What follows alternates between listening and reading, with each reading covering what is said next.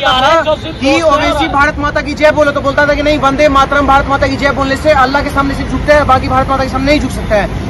जो हमास और फिलिस्तीन का यार है वो देश का गद्दार है, इस तरीके से नारे सोशल मीडिया पर बैरिस्टर असदुद्दीन ओवैसी को लेकर लगाए जा रहे हैं।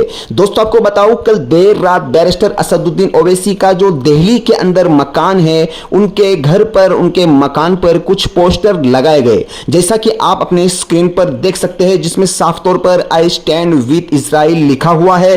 दोस्तों अजीजों, बैरिस्टर असदुद्दीन ओवैसी इस वक्त बड़ी परेशानी और बड़ी मुसीबत का सामना कर रहे हैं। बैरिस्टर असदुद्दीन ओवैसी का इस पर बयान भी आया और उन्होंने बताया कि उनके घरों पर पोस्टर का लगना ये पहली बार नहीं है, इससे पहले कई बार इस तरीके से लगाया जा चुका है। और दोस्तों सोशल मीडिया पर एक बात भी तेजी के साथ वायरल हो रही है कि बैरिस्टर असदुद्दीन ओवैसी के दोस्तों आपको मालूम होगा कि संसद भवन के अंदर शपथ लेते हुए बैरिस्टर असदुद्दीन ओवैसी ने जय भीम, जय मीम, जय फिलिस्तीन का नारा लगाया था। तो जय फिलिस्तीन का नारा क्यों लगाया, इस पर जो है सोशल मीडिया पर और पूरे हिंदुस्तान के अंदर बवाल खड़ा हुआ है। उनके जो विरोधी कुछ लोग हैं वो सोशल मीडिया पर बहुत तेजी के साथ उनको ट्रोल कर रहे हैं और उनको निशाना बनाया जा रहा है। कल देर रात जो खबर आई उससे तो बहुत ज्यादा अफसोस हुआ। बैरिस्टर असदुद्दीन ओवैसी का कहना था कि उनका जो दिल्ली के अंदर मकान और घर है वो पुलिस चौकी के साइट ही के अंदर है, लेकिन वहां पर जो लोग थे उन्होंने यह हरकत की तो पुलिस ने उनको पकड़ा तक नहीं है। दोस्तों अजीजों, बैरिस्टर असदुद्दीन ओवैसी मुसलमानों की वो बेबाक आवाज है जो संसद के अंदर जाकर गरजती है। मुसलमान और मजलूमीन की आवाज को लेकर बैरिस्टर असदुद्दीन ओवैसी जो है बात करते हैं संसद के अंदर। अब सोशल मीडिया पर ये बातें हो रही है कि बैरिस्टर असदुद्दीन ओवैसी की संसद की सदस्यता को खत्म किया जाए, उनकी रुकनीयत को खत्म कर दिया जाए, इस तरीके से मांग हो रही है। और ओवैसी जैसा जो हर बार ये दिखाता है कि वो हिंदुओं से नफरत करता है, इस भारत देश में सांसद तो रहता है लेकिन इस भारत देश को अपना नहीं मानता, लेकिन गजवा हिंद के लिए सपोर्ट करेगा। टर्की की गुलामी आज तक इनके दिमाग से नहीं गई है, जो फिलिस्तीन के लिए सपोर्ट में हमेशा खड़े रहते हैं। और संसद जैसी जगह पर जहां पर यह शपथ दिलाई जाती है कि मैं किसी जाति, किसी धर्म, किसी संप्रदाय के बगैर भेदभाव के सबको एक समान नजरों से देखते हुए सभी का विकास करूंगा, उस जगह पर वो खड़ा होकर जय भीम, जय मीम और साथ ही साथ जय फिलिस्तीन बोलता है।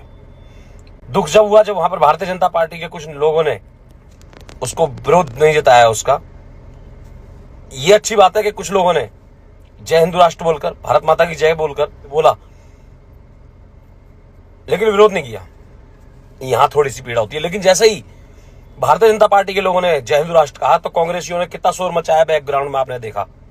ये कम से कम 10 से 15 मरतबा इस तरह के वाकयात हो चुके हैं और ये इसलिए हो रहा है क्योंकि देश में जो नरेंद्र मोदी की सरकार है और खुद प्रधानमंत्री इस तरह के लोगों को रेडिकलाइज कर चुके हैं।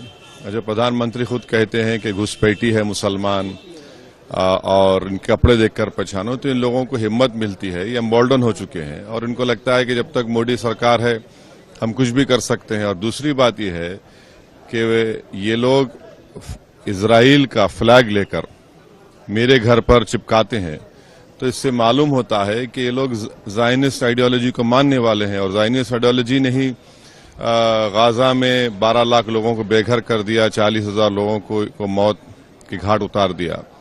तो ये सब चीजें हो रही हैं और अफसोस ये है कि जो दिल्ली पुलिस के हेडक्वार्टर के सामने मेरा घर है, इलेक्शन कमीशन ऑफ इंडिया मेरे पड़ोसी हैं, और उसके बावजूद भी एक शख्स आकर इंस्टाग्राम पे जो प्राइम मिनिस्टर का डीएम लगाता है वो वीडियो बनाकर कहता है कि ये घर ओवैसी का है, और उसके 10-15 मिनट के बाद ये लोग आते हैं। तो अब पुलिस खुद अगर इनको पकड़ना नहीं चाहती है तो फिर हम क्या करेंगे भाई? सरकार आपकी, पुलिस आपकी, मेरे घर के सामने एक नहीं बल्कि 100 सीसीटीवी कैमरा लगे हुए हैं, और जो पुलिस ऑफिसर मेरे पास आते हैं वो मुझसे कहते हैं हाँ सर कभी कभी हो जाता है। तो अब ये कभी कभी नहीं हो रहा है, अगर किस दिन कभी कुछ बड़ा वाकया हो जाएगा तो फिर उस वक्त क्या